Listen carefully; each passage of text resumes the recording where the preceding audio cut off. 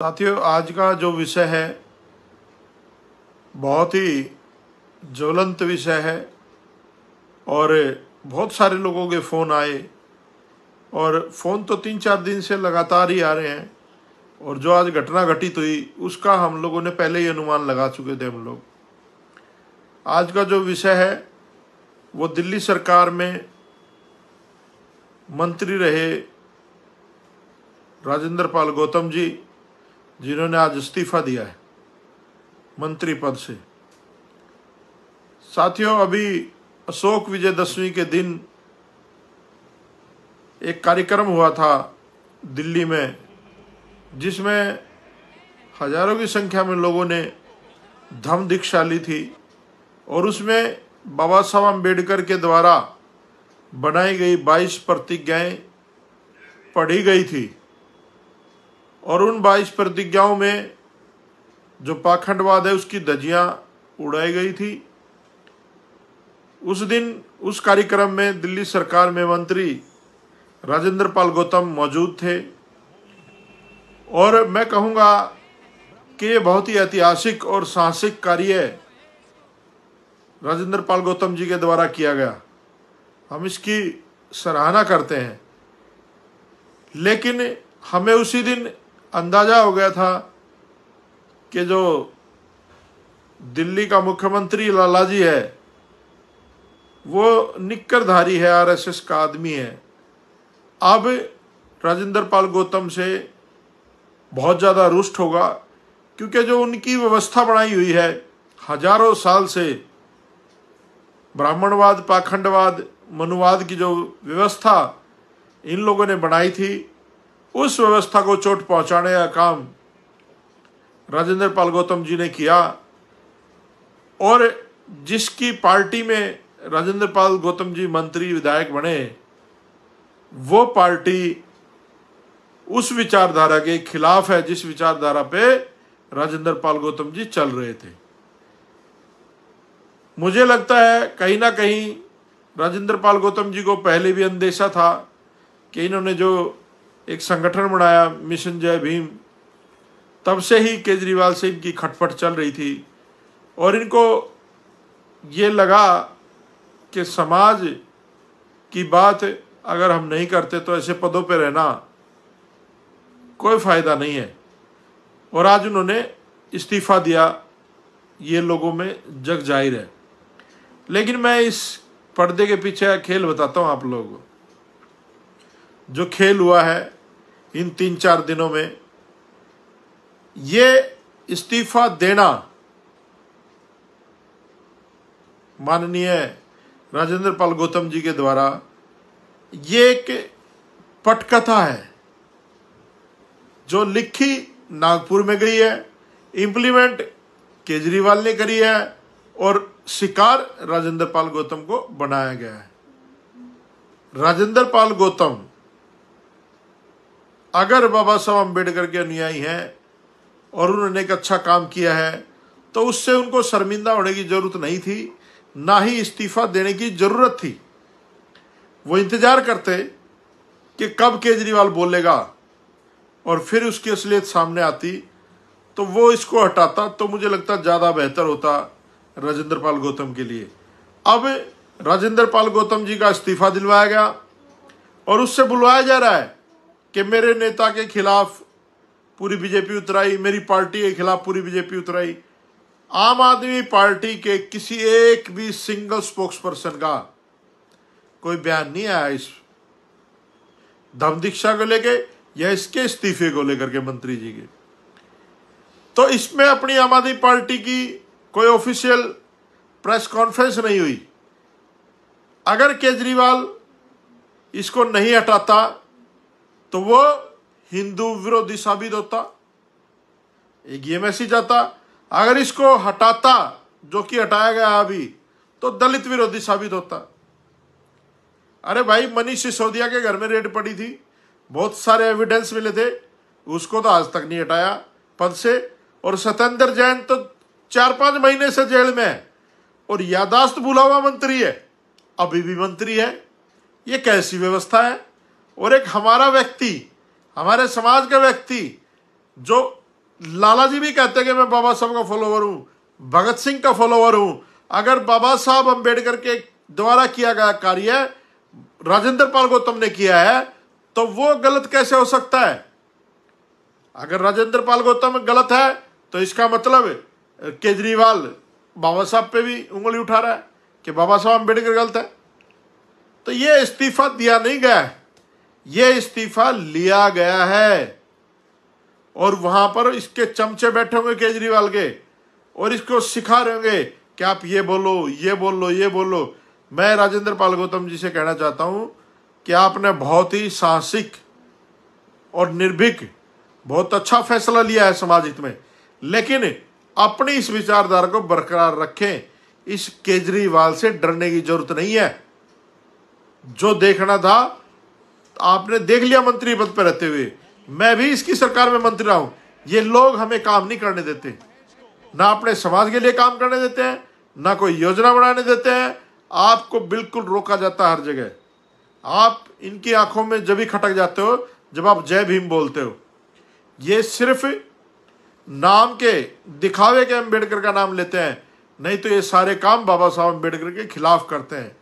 दिल्ली के अक्षरधाम मंदिर में लाला केजरीवाल दिवाली की पूजा करता है, जमुना की आरती उतारता है, सुंदरकांड का पाठ करता है। अभी लेटेस्ट रामायण में जाकर के उन्होंने रावण का वध किया है, जबकि ये सारी चीजें अम्बेडकरवाद के खिलाफ हैं। फिर भी वो ये काम करता है। तो आप लोगों को समझनी चाहिए, चाहे आरएसएस हो, चाहे कांग्रेस हो, चाहे आम आदमी पार्टी हो या जो भी इनकी सहयोगी पार्टियां हैं, ये सब के सब उसी मनु की औलाद हैं जो हमारे तथागत बुद्ध के खिलाफ थे और आज के समय के बुद्ध के बाबा साहब अम्बेडकर के खिलाफ हैं। ये हम सबको समझना पड़ेगा। और जो लोग हमारे लोग आज क्रिटिसाइज कर रहे हैं राजेंद्र पाल गौतम को, मैं कहता हूं उसको करना बंद कीजिए। हम सब के सब लोग आज राजेंद्र पाल गौतम के साथ खड़े हैं, अगर वो ईमानदारी से समाज की लड़ाई लड़ते हैं तो। और मैं कहता हूं राजेंद्र पाल गौतम को जब तक विधायक है, अगली बार तो टिकट भी नहीं मिलनी। आप लिख लो मेरी इस बात को, अगली बार आम आदमी पार्टी से टिकट भी नहीं मिलनी राजेंद्र पाल गौतम को। और राजेंद्र पाल गौतम जब तक विधायक है, उसको सदन के अंदर समाज की आवाज को बुलंदी से उठाना चाहिए। ये आपकी सदस्यता ही खत्म कर सकते हैं और कुछ नहीं खत्म कर सकते।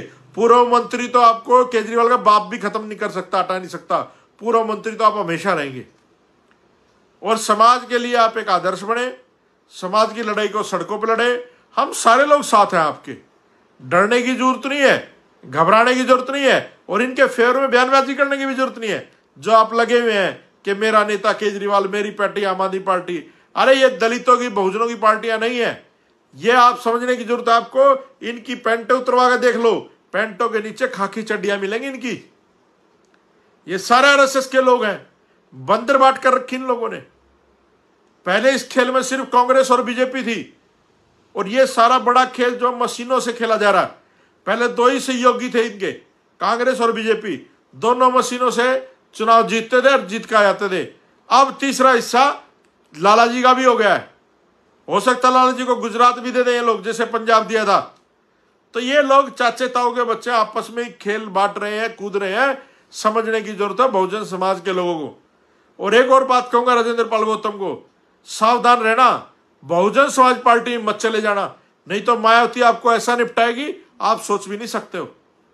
क्योंकि आज समाज में अगर जिम्मेदारी सबसे बड़ी किसी की बनती है समाज को इकट्ठा करने की, तो मायावती की बनती है। उसको सबसे बात करनी चाहिए, सबको बुलाना चाहिए, सबसे बात करके इस पार्टी को मजबूत करना चाहिए। लेकिन हो क्या रहा है, उल्टा हो रहा है।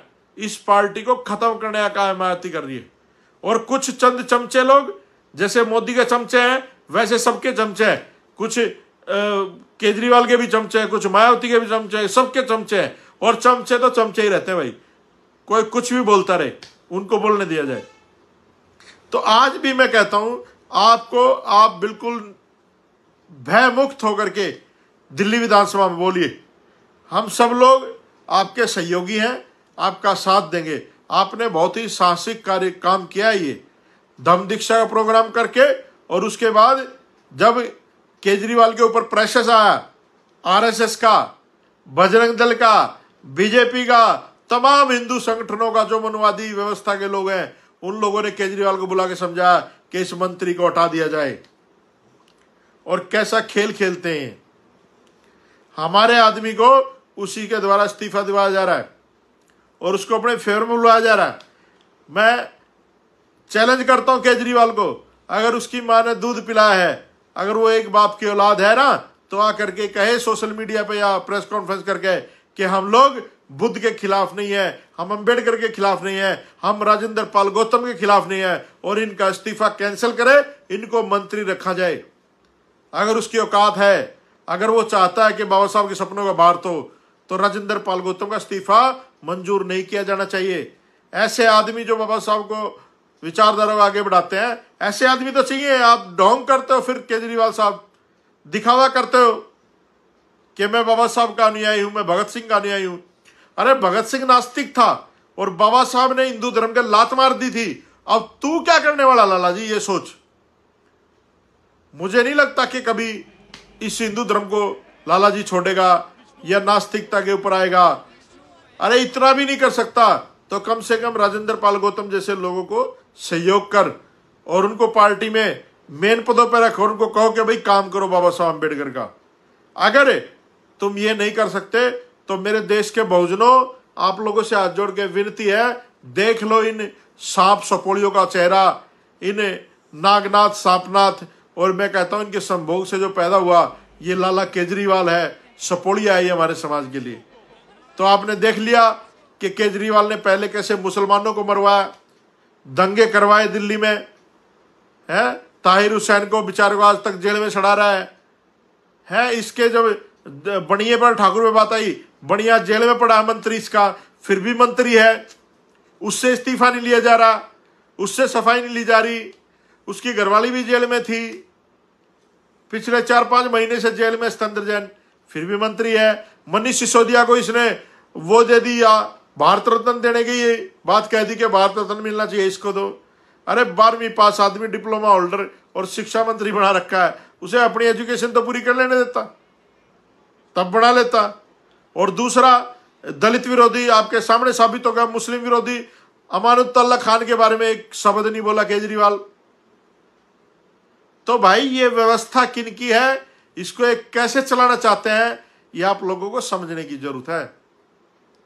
तो आज देश के बहुजनों में हर अम्बेडकरवादी से अपील करता हूं कि आपको राजेंद्र पाल गौतम के पक्ष में खड़ा होना चाहिए और इस्तीफा कर देना है तो केजरीवाल दे मुख्यमंत्री के पद से, जो उसने हमारे समाज के लोगों के साथ धोखा किया, हमेशा